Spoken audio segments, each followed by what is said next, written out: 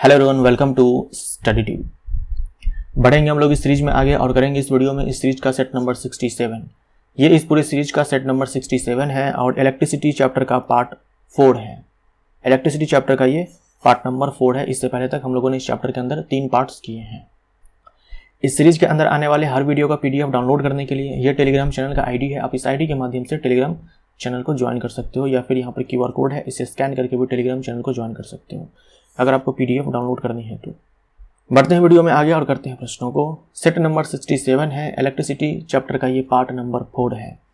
धातुओं की प्रतिरोधकता किस कोटि की होती है? ये है 10⁻⁻8 ओम मीटर।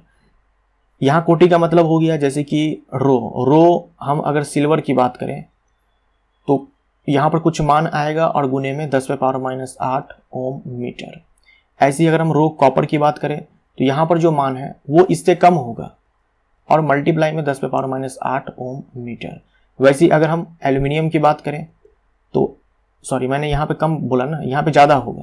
सिल्वर की जो प्रतिरोधकता है वो सबसे कम होती है, तो कॉपर के लिए यहाँ पर जो वैल्यू है ये यहाँ पर जो वैल्यू आएगा उससे ज़्यादा होगा। और एल्यूमिनियम के केस में कॉपर से बड़ा वैल्यू यहाँ पर होगा, लेकिन मल्टीप्लाई में यहाँ पर 10⁻⁸ ओम मीटर होगा। तो इसकी बात की जा रही है।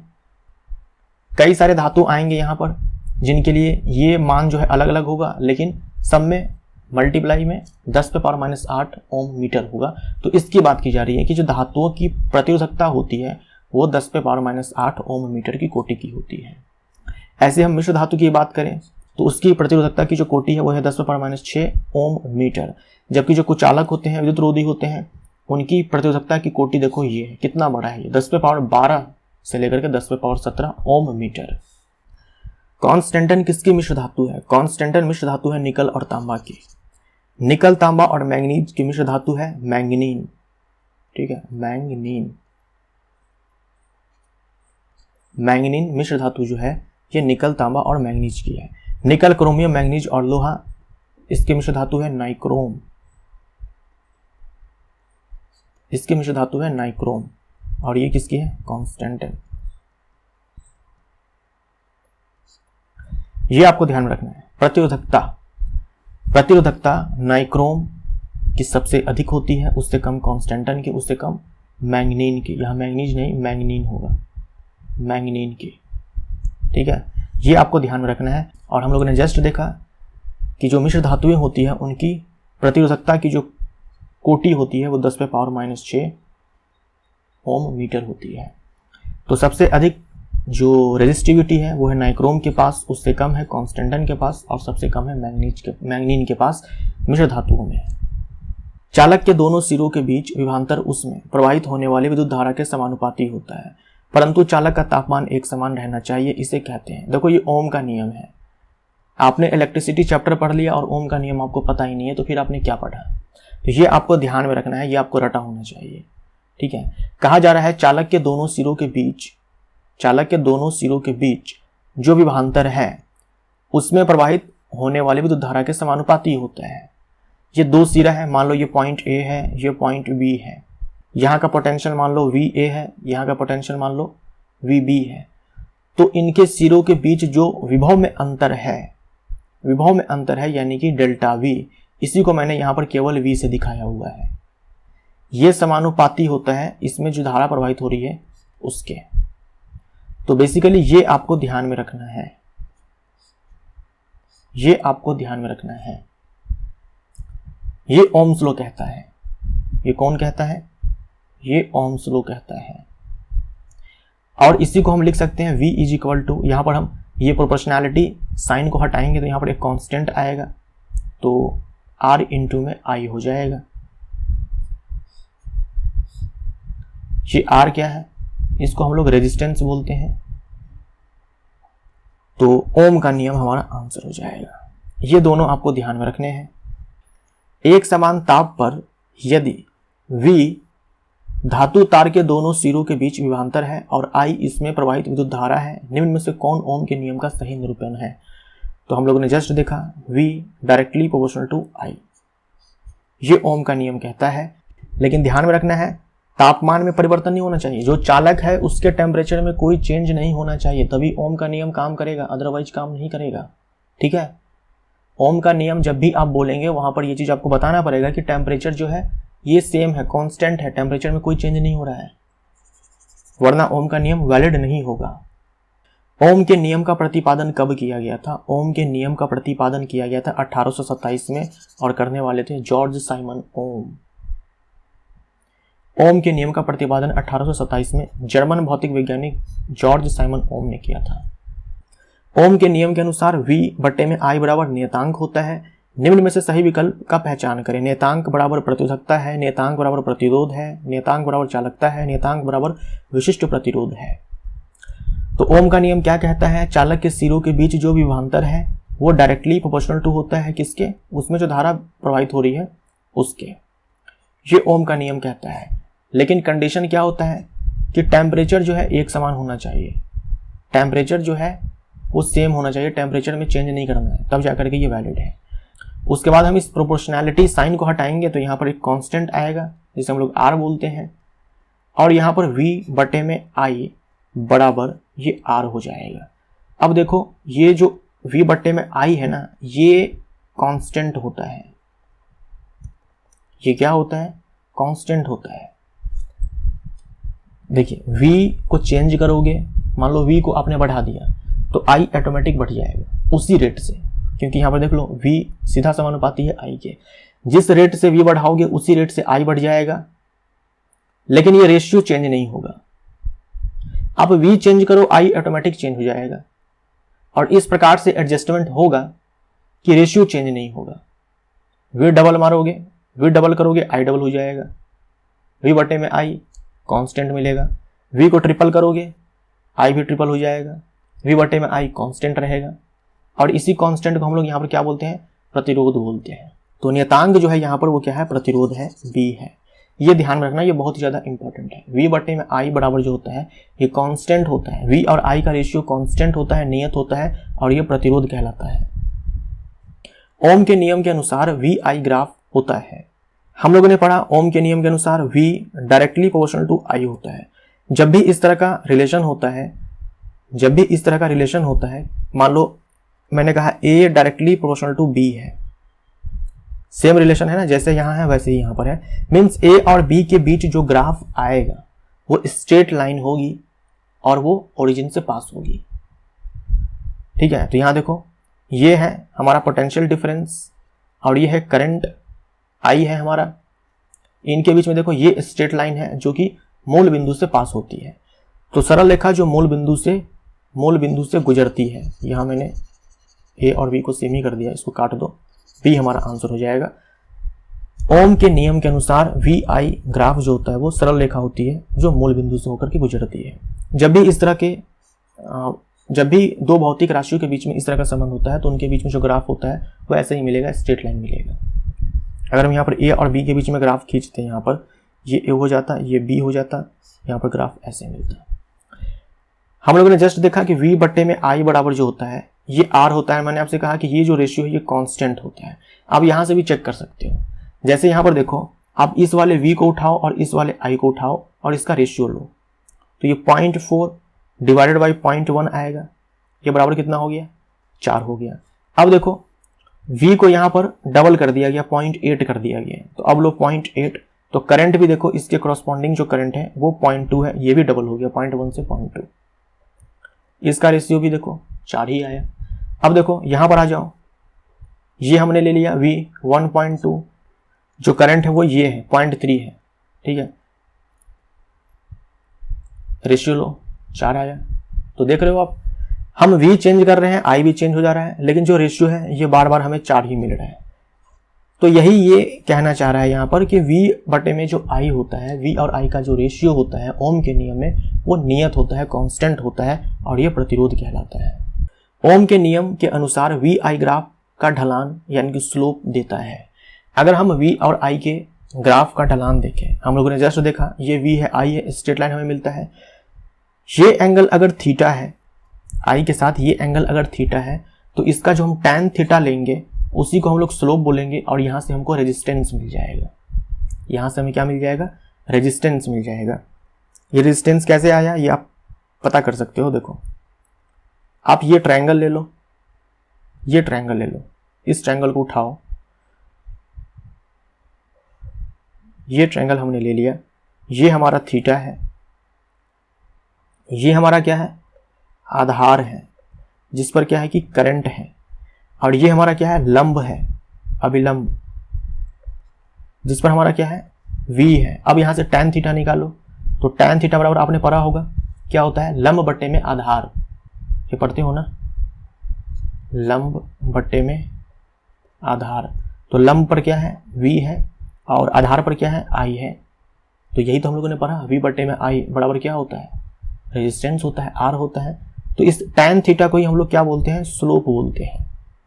इस tan थीटा को ही हम लोग क्या बोलते हैं, स्लोप बोलते हैं। तो ये आपको ध्यान में रखना है, v y एक्सिस पर है, I जो है x एक्सिस पर है। तो v I ग्राफ का जो ढलान मिलता है ये रेजिस्टेंस कहलाता है, प्रतिरोध कहलाता है। b हमारा आंसर हो जाएगा। यदि a का प्रतिरोध RA है, b का प्रतिरोध RB है, तो निम्न में से सही विकल्प का पहचान कीजिए। बताना है RA और RB में क्या रिलेशन है। भाई a का प्रतिरोध b का प्रतिरोध बराबर है, या a का प्रतिरोध ज़्यादा है b से, या फिर a का प्रतिरोध कम है b से, या फिर कुछ कहा नहीं जा सकता। तो देखो VI के बीच में ग्राफ है, इसका जो ढलान होगा वो क्या देगा, प्रतिरोध देगा। तो देख लो किसका ढलान ज़्यादा है किसका कम है। ये एंगल मान लो मैंने मान लिया थीटा A है ना, ये थीटा A है, और ये एंगल थीटा B है। तो यहाँ से आप ये तो क्लियरली देख रहे हो ना कि जो थीटा A है वो बड़ा है थीटा B से। तो tan थीटा A बड़ा हो जाएगा tan थीटा B से। इसका मतलब ये हुआ कि स्लोप A का बड़ा हो जाएगा स्लोप B से। इसका मतलब ये हुआ जो स्लोप होता है प्रतिरोध देता है कि जो A का जो प्रतिरोध है वो ज़्यादा है B के प्रतिरोध से। Very simple. तो कुछ नहीं करना है, आपको ढलान देखना है। VI ग्राफ का ढलान देख लो, जिसका ढलान ज़्यादा होगा, जिसका स्लोप ज़्यादा होगा उसका प्रतिरोध ज़्यादा होगा। तो यहाँ से क्लियरली दिख रहा है कि जो A का स्लोप है वो ज़्यादा है B के स्लोप से, यानी कि A का जो प्रतिरोध है वो ज़्यादा होगा B के प्रतिरोध से। ओम के नियम के अनुसार IV ग्राफ का ढलान देता है। अब यहाँ पर VI ग्राफ नहीं है, IV ग्राफ है, यानी कि ये हमारा Y एक्सिस पर है और ये X एक्सिस पर है। इस बार Y एक्सिस पर I है और X एक्सिस पर V है। इस बार जो हमें स्लोप मिलेगा वो देगा हमें कंडक्टिविटी यानी कि चालकता। ये क्या है, चालकता।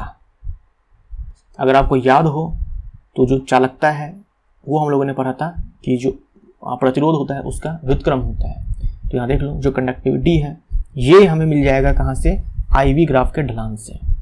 तो चालकता हमारा आंसर हो जाएगा। निम्नांकित चित्र में 3 प्रतिरोधों R1, R2, R3 का IV ग्राफ दर्शाया गया है। विकल्पों में से कौन सा R1, R2, R3 के बीच के सही संबंध को दर्शाता है। R1, R2, R3 ये 3 प्रतिरोधों को दिखाया गया है। ये IV ग्राफ है, देखिए ये I है और ये V है। तो IV ग्राफ से हमें क्या मिलता है, IV ग्राफ के स्लोप से क्या मिलता है, कंडक्टिविटी यानी कि चालकता। हम जानते हैं कि जो प्रतिरोध होता है वो चालकता का व्युत्क्रम होता है। तो एक काम करते हैं हम लोग यहाँ पर, हमें चाहिए रिलेशन प्रतिरोधों के बीच। तो हम सबसे पहले क्या करते हैं, ढलान को देखते हुए चालकता निकाल लेते हैं और उसको हम पलट देंगे तो प्रतिरोध के बीच में रिलेशन आ जाएगा। तो अगर आप चालकता देखो यहाँ पर तो सबसे ज़्यादा चालकता जो है किसके पास है, जिसके पास सबसे ज़्यादा ढलान होगा, यानी जो सबसे ज़्यादा एंगल बनाएगा इस X एक्सिस के साथ, इस X एक्सिस के साथ। तो R1 की जो चालकता है वो सबसे अधिक है, यानी कि इसका जो प्रतिरोध होगा वो सबसे कम होगा। R2 के लिए हम चालकता बोल सकते हैं कि R1 से थोड़ा कम है, तो प्रतिरोध जो है R1 से थोड़ा ज़्यादा होगा। सबसे कम चालकता R3 के पास है, मतलब सबसे ज़्यादा प्रतिरोध R3 के पास है। आ गया हमारा आंसर, C हमारा राइट आंसर। अदरवाइज आप क्या कर सकते हो, यहाँ पर मार्क कर लो, ये 1 है, ये 2 है, ये 3 है। हम कंडक्टिविटी लिख लेंगे यहाँ पर, तो 1 सबसे ज़्यादा, उससे कम 2, उससे कम 3। उसके बाद हम प्रतिरोध निकाल लेंगे, ठीक रिवर्स कर देंगे, 3 का सबसे ज़्यादा, उससे कम 2 का और 1 का सबसे कम। हो गया आंसर हमारा C आ जाएगा। एक तरीका और है सोचने का, आप सोच सकते हो, जैसे कोई यहाँ पर आप पोटेंशियल डिफरेंस उठा लो, यहाँ पर अपने मन से मान लो, मैंने मान लिया यहाँ पर कि 10 वोल्ट है। अब 10 वोल्ट पर देख लो, इस 10 वोल्ट पर आप इस ग्राफ को ऐसे ड्रॉ कर लो, ऐसे। अब देखो 10 वोल्ट पर इसमें करंट कितना है, ये है 10 वोल्ट पर करंट, इसमें ये कितना ले रहा है, इतना ले रहा है, और 10 वोल्ट पर ये करंट कितना ले रहा है, इतना ले रहा है। तो मान लो यहाँ पर मैंने 1 एम्पियर मान लिया, यहाँ पर 2 एम्पियर मान लिया, और यहाँ पर मैंने 5 एम्पियर मान लिया। हम जैसे से ऊपर जाएंगे करंट का मान बढ़ेगा, मुद्दा यहाँ पर ये है। एक्चुअल में कितना होगा ये मायने नहीं रखता, ऊपर हम जाएंगे तो करंट का जो मान है वो बढ़ेगा, ये इंपॉर्टेंट है हमारे लिए। तो जब 10 वोल्ट से हम लोग R3 को जोड़ते हैं तब ये करंट मात्र 1 एम्पियर लेता है, जबकि हम 10 वोल्ट से R2 को जोड़ते हैं तो ये करंट 2 एम्पियर लेता है, जबकि 10 वोल्ट से हम R1 को जोड़ते हैं तो ये करंट 5 एम्पियर लेता है। तो भाई जो सबसे ज़्यादा करंट लेगा उसका प्रतिरोध सबसे कम होगा, तो R1 का सबसे कम है, ये इससे कम ले रहा है, R2 जो है कम ले रहा है, तो इसका प्रतिरोध 1 से थोड़ा ज़्यादा होगा, और सबसे कम ले रहा है R3, यानी कि इसका प्रतिरोध सबसे ज़्यादा होगा। तो ये मैंने आपको 2 तरीका बता दिया बनाने का। तो इस तरह का सवाल जब भी आए तो आप ऐसे बना सकते हो। आंसर हमारा यहाँ पर सी। ओम के नियम अनुसार किसी प्रतिरोधक से प्रवाहित होने वाली विद्युत धारा उसके प्रतिरोध डैश होती है, प्रतिरोध के व्युत्क्रम अनुपाती। देखिए V बटे में I हम लोगों ने पढ़ा कि R होता है, तो यहां से हम लिख सकते हैं R inversely proportional to I। जिस रेट से आप R को बढ़ाओगे घटाओगे उसी रेट से जो विद्युत धारा है ये कम और ज्यादा हो जाएगी, ठीक है। तो व्युत्क्रम अनुपाती हमारा आंसर हो जाएगा। लेकिन ध्यान में रखिएगा, ये ध्यान में रखिएगा कि अगर हम करंट को चेंज करेंगे तो R चेंज नहीं होगा। क्यों चेंज नहीं होगा? करंट को चेंज करेंगे तो ये V चेंज हो जाएगा और ये रेशियो जो है हमारा कांस्टेंट रहेगा। मान लो अगर हमने करंट को डबल कर दिया, यहाँ पर I से 2I कर दिया, तो ये जो है 2V हो जाएगा, फिर 2 से 2 कैंसिल आउट हो जाएगा। अगर हम करंट को 2I करेंगे तो ये ऑटोमेटिक 2V हो जाएगा, फिर ये 2 से 2 खत्म हो जाएगा और ये रेशियो हमारा फिर से R ही मिलेगा। तो R को चेंज करने से I चेंज होगा, लेकिन I को चेंज करने से R चेंज नहीं होगा। ओम के नियम में ऐसा होता है, ठीक है, ओम के नियम में ऐसा होता है। यदि चालक का प्रतिरोध 2 गुना कर दिया जाए तो उसमें प्रवाहित विद्युत धारा डैश हो जाती है। तो जस्ट हम लोगों ने देखा ये रिलेशन है। अगर हम इसको डबल करेंगे, जिस रेट से इसको बढ़ाएंगे उसी रेट से विद्युत धारा जो है कम हो जाएगी, तो ये आधी हो जाएगी।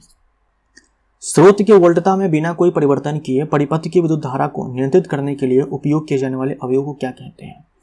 देखिए हम लोगों ने पढ़ा V directly proportional to I। तो अगर आप करंट को चेंज करना चाहते हो तो एक तो तरीका आपके पास ये है कि आप वोल्टेज चेंज कर दो, वोल्टेज डबल कर दो, करंट डबल हो जाएगा, वोल्टेज आधा कर दो, करंट आधा हो जाएगा। एक तो तरीका ये है। हम ये चाहते हैं कि जो ये V है ये हमारा अनचेंज्ड है, ये अनचेंज्ड है, और I जो है हमारा चेंज हो पाए, I जो हमारा चेंज हो पाए। इसके लिए हम लोग क्या करेंगे? इसके लिए हम लोग एक डिवाइस का इस्तेमाल करते हैं जिसे हम लोग बोलते हैं परिवर्ती प्रतिरोध या धारा नियंत्रक। डी हमारा आंसर, परिवर्ती प्रतिरोध यानी कि वेरिएबल रेजिस्टेंस। वेरिएबल रेजिस्टेंस या इसी को धारा नियंत्रक कहा जाता है, अंग्रेजी में कहा जाता है रियोस्टैट। रियोस्टैट पिछले वीडियो में हम लोगों ने देखा था इसका सिंबल, इसका एक तो सिंबल ये है और एक हम लोगों ने और देखा था ये है रियोस्टैट। तो क्या है कि हम प्रतिरोध में परिवर्तन करके, क्योंकि हम लोगों ने जस्ट देखा ये प्रतिरोध में परिवर्तन करवा करके हम लोग क्या करेंगे कि करंट को अपने हिसाब से कंट्रोल कर लेंगे। तो यह परिवर्ती प्रतिरोध या फिर धारा नियंत्रक दोनों जो है एक ही चीज है। यदि किसी विद्युत बल्ब के तंतु का प्रतिरोध 1200 ओम है तो यह बल्ब 220 वोल्ट स्रोत से कितनी विद्युत धारा लेगा? देखिए ये स्रोत है, ये एक सेल लगा हुआ है, 220 वोल्ट पोटेंशियल डिफरेंस है, यानी 220 वोल्ट जो है विभवांतर बना करके रखता है। अगर हम यहाँ पर मान लो 1200 ओम का विद्युत बल्ब जोड़ दें तो ये बल्ब कितना धारा जो है यहाँ से लेगा, कितना धारा यहाँ से लेगा? तो हमारे पास क्या फॉर्मूला है, V बटे में I बराबर हमारा R होता है, तो यहाँ से I हमारा हो जाएगा V बटे में R, जो V का मान है वो है 220 और R का मान है 1200। ये 0.18 एम्पियर हो जाएगा। मान लीजिए 1200 ओम की जगह पर यहाँ पर प्रतिरोध जो है ये 1000 ओम होता है, तब भी करंट का मान इतना ही आता क्या? तब करंट का मान अलग आता है ना, यहाँ पर आर चेंज हुआ था भाई। प्रतिरोध चेंज करेंगे तो करंट का मान जो है बदल जाएगा ना, हम लोगों ने देखा ना अभी। तो ये बल्ब का सिंबल है, हम लोगों ने पिछले वीडियो में देखा था। यदि किसी विद्युत हीटर की कुंडली का प्रतिरोध 100 ओम है तो यह विद्युत हीटर 220 वोल्ट स्रोत से कितनी धारा लेगा? इस बार हमने क्या किया है, हमारा स्रोत तो वही है, हमने बल्ब को हटा दिया और वहां पर हीटर लगा दिया। हीटर का जो प्रतिरोध है वो 100 ओम है। इस बार हमसे विद्युत धारा पूछा गया है, तो फिर से हम लोग यही फॉर्मूला लगाएंगे, V बटे में R 220 और इस बार है 100, तो ये हो जाएगा हमारा 2.2 एम्पियर। जब हम 220 वोल्ट से एक हीटर को जोड़ेंगे जिसका प्रतिरोध 100 ओम है, तो ये विद्युत धारा खींचेगा कितना? 2.2 एम्पियर। जब कोई विद्युत हीटर विद्युत स्रोत से 4 एम्पियर विद्युत धारा लेता है तब उसके सिरों के बीच विभवांतर 60 वोल्ट है। उस समय विद्युत हीटर कितनी विद्युत धारा लेगा जब विभवांतर को 120 वोल्ट तक बढ़ा दिया जाएगा? देखिए सवाल में आपसे ये कहा गया है कि जब हम हीटर को 60 वोल्ट से जोड़ते हैं तब ये हीटर जो है 4 एम्पियर विद्युत धारा लेता है। हीटर के पास अपना तो कुछ प्रतिरोध होगा ना, दिया नहीं है, मान लो कि R है। तो जब R प्रतिरोध वाले हीटर को 60 वोल्ट से जोड़ा जाता है तो 4 एम्पियर विद्युत धारा लेता है। अब सेम हीटर को अगर हम 120 वोल्ट वाले से जोड़ देंगे तो कितना धारा लेगा? देखो हीटर वही है तो प्रतिरोध वही रहेगा, प्रतिरोध नहीं बदलेगा। हीटर वही है, दोनों सर्किट में हीटर सेम है तो प्रतिरोध सेम है, लेकिन एक जगह 60 से जोड़ा तो 4 लिया। अब बताओ हमने 120 कर दिया 60 के बजाय, तो ये कितना हो जाएगा? V बटे में I बराबर आपने R पढ़ा। आपने ये पढ़ा कि अगर R हमारा कांस्टेंट है, इसका मतलब ये हुआ कि जिस रेट से हमने V बढ़ाया उसी रेट से I बढ़ गया। ध्यान से सुनिएगा, V बटे में I बराबर R होता है। R हमारा अगर कांस्टेंट होता है, नियत होता है, इसका मतलब तो यही होता है ना कि जिस रेट से हम V बढ़ाते हैं उसी रेट से I बढ़ जाता है, यानी कि V directly proportional to I। तो अगर हमने 60 से 120 कर दिया, डबल कर दिया, तो सीधी सी बात है करंट भी जो है 4 से 8 हो गया होगा, 8 एम्पियर। एक झटके में सवाल बनना चाहिए, ये रेलवे ग्रुप डी का पूछा हुआ सवाल है। तो 4 एम्पियर ले रहा था, जब 60 वोल्ट से जोड़ा गया 120 वोल्ट कर दिया तो कितना हो जाएगा? सीधा 8 एम्पियर। आंसर मारो, निकलो आगे। क्योंकि हीटर वही है, रेजिस्टेंस वही है, रेजिस्टेंस हमारा कांस्टेंट है, मतलब V डायरेक्टली I। अदरवाइज आप क्या कर सकते हो, इसी रिलेशन से हम यहाँ पर ये लिख सकते हैं V1/I1 बराबर V2/I2। अगर आपको ऐसे ऑर्डरली समझ में नहीं आता है तो आप ऐसे बना लो, V हमारा पहले कितना था? 60 था, I हमारा पहले 4 था, V2 हमारा 120 हो गया, I2 हमें निकालना है तो I2 निकाल लो, ये 8 एम्पियर आएगा। ये भी रेलवे ग्रुप डी का पूछा हुआ सवाल है। किसी चालक के टर्मिनलों के बीच 5 वोल्ट के विभवांतर आरोपित करने पर उसमें 2.5 मिली एम्पियर की धारा उत्पन्न होती है, तो चालक का प्रतिरोध ज्ञात कीजिए। ये तो आसान है, हमें प्रतिरोध चाहिए तो R = V बटे में I हो जाएगा ओम के नियम से। V हमारे पास 5 है और I देखो हमारे पास मिली एम्पियर में, याद रखिएगा मिली एम्पियर में, हमें ओम में आंसर चाहिए, SI मात्रक में चाहिए, तो हर क्वांटिटी यहाँ पर पुट करेंगे SI मात्रक में। तो 2.5 मिली एम्पियर को एम्पियर में कन्वर्ट करेंगे 10⁻³ से गुना करके, इसको सॉल्व करेंगे तो 2000 एम्पियर हमारा आंसर, 2000 एम्पियर नहीं, ओम हमारा आंसर निकल करके आएगा। प्रतिरोधकता में कब परिवर्तन नहीं होता है? प्रतिरोधकता में कब परिवर्तन नहीं होता है, यानी कि रेजिस्टिविटी में कब परिवर्तन नहीं होता है? तो जो रेजिस्टिविटी है ये डिपेंड करती है टेम्परेचर पर और मटेरियल पर, नेचर ऑफ मटेरियल पर। तो पदार्थ परिवर्तित होने पर परिवर्तन नहीं होता, यह गलत हो जाएगा, होता है। ताप परिवर्तित होने पर भी होता है, यहाँ पूछा है कि नहीं होता है। प्रतिरोधक की आकृति में परिवर्तन होने पर यह सही है, ये गलत हो जाएगा। भाई आकृति में परिवर्तन करने से थोड़ी ना होगा प्रतिरोधकता में चेंज। टेम्परेचर और नेचर ऑफ मटेरियल चेंज करने पर जो रेजिस्टिविटी ये बदलती है, आकृति को बदलने पर प्रतिरोध चेंज हो जाएगा। ये जो R है ना ये चेंज हो जाएगा, ना कि ये रोज चेंज होगा। निम्न में से कौन ओम के नियम का पालन नहीं करता है? ओम के नियम का पालन जो है कौन नहीं करता है, यानी V बट्टे में जो I हम लोगों ने R पढ़ा, जहां ये V बट्टे में I बराबर R जो है ये कांस्टेंट है।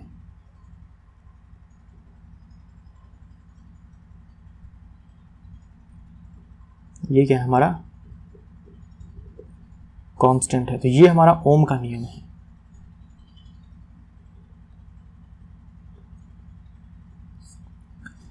देखो चालक जो हम कंडक्टर बोलते हैं वो पालन कर लेगा, तांबा का तार जो कि चालक ही है, नाइक्रोम तार ये भी कर लेगा, मिश्र धातु है तो इसको हम चालक बोल सकते हैं।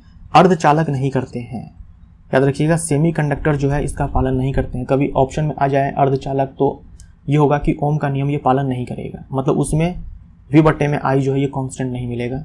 या फिर मान लो डायोड आ जाए जो कि सेमी कंडक्टर से ही मिलकर बना होता है, तो डायोड आ जाए या फिर अर्धचालक आ जाए, वो ओम के नियम को पालन नहीं करेगा। ये भी रेलवे ग्रुप डी का पूछा हुआ सवाल। निम्नलिखित में से कौन सा कथन सही है? प्रतिरोध ताप मापन से स्वतंत्र होता है, ये R के बारे में बताना है। क्या ये टेम्परेचर पर डिपेंड नहीं करता है? करता है। यहाँ लिखा स्वतंत्र होता है तो गलत हो जाएगा, ये कथन सही नहीं है। किसी चालक के टर्मिनलों के बीच वोल्टेज जितना अधिक होगा प्रतिरोध उतना ही अधिक होगा, क्या ये सही है? हम लोगों ने पढ़ा V बट्टे में I, यहाँ चालक की बात की जा रही है जो कि ओम का नियम पालन करेगा। V बट्टे में I बराबर हम लोगों ने R पढ़ा। मान लीजिए इस V को हम यहाँ पर क्या करते हैं कि 5V कर देते हैं, तब क्या होगा? ऑटोमेटिक जो है ये I भी 5 एम्पियर हो जाएगा, क्योंकि V directly proportional to I होता है। जिस रेट से V बढ़ाओगे उसी रेट से I हो जाएगा। फिर क्या होगा? ये 5 खत्म हो जाएगा और R ही मिल जाएगा। तो ये कहना कि टर्मिनलों के बीच वोल्टेज जितना अधिक होगा प्रतिरोध उतना ही अधिक होगा, ये कहना गलत हो जाएगा। प्रतिरोध उतना ही रहेगा जितना पहले था। प्रतिरोध की SI इकाई ओम है, तो ये चीज़ तो सही है, तो ये सही है। हमसे कथन सही पूछा है तो केवल C जो है हमारे पास सही है। C का है ऑप्शन बी में, बी हमारा आंसर। जब किसी विद्युत उपकरण के टर्मिनलों पर 50 वोल्ट का विभवांतर आरोपित किया जाता है तो उसमें 5 एम्पियर की धारा प्रवाहित होती है। विद्युत उपकरण है, जैसा कि हीटर वाला सवाल था ना एक, वैसा ही सवाल है। वहां पर हीटर लिखा हुआ था, यहाँ पर कोई भी हीटर के स्थान पर आप उपकरण सोच सकते हो, हीटर भी सोच सकते हो। तो जब इस विद्युत उपकरण को 50 वोल्ट से जोड़ा गया तब इसने धारा कितना लिया? 5 एम्पियर। अब बोला है इसी विद्युत उपकरण को हम अगर 110 वोल्ट से जोड़ दें तो धारा कितना लेगा ये? तो देखो 50 वोल्ट था ना, 50 वोल्ट से कितना कर दिया? 110 वोल्ट कर दिया, मतलब 2 गुने से थोड़ा ज़्यादा कर दिया। 2 गुना करता तो 100 वोल्ट होता, 2 गुने से थोड़ा ज़्यादा कर दिया। तो करंट जो पहले 5 एम्पियर लेता था तो ये भी क्या है? 2 गुने से थोड़ा ज़्यादा लेगा, मतलब 10 एम्पियर से थोड़ा ज़्यादा लेगा, तो 11 एम्पियर हमारा आंसर हो जाएगा। अब यहाँ देखो एक फर्जी सा सवाल, ये भी ग्रुप डी का पूछा हुआ सवाल है। नीचे वर्णित किए गए अनुसार पदार्थ A और पदार्थ B से निर्मित तारों के लिए VI ग्राफ पर विचार कीजिए। पदार्थ A के बारे में देखो क्या कहा, यह मूल बिंदु से गुजरने वाली सीधी रेखा है और धारा I अक्ष से 20 डिग्री का कोण पर झुकी हुई है। ये I है, I अक्ष है, इस पर V है और ये मूल बिंदु से जा रही है, 20 डिग्री पर झुकी हुई है। ठीक है, ये पदार्थ A के बारे में कहा।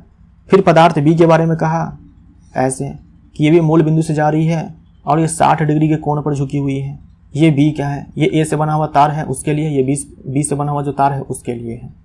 दोनों ओम के नियम को पालन कर रहे हैं भाई, दोनों सरल रेखा है और मूल बिंदु से होकर के पास हो रही है, तो ये दोनों ही ओम के नियम का पालन करते हैं। A और B दोनों ओम के नियम का पालन करते हैं। तो बहुत ही आसान सवाल था।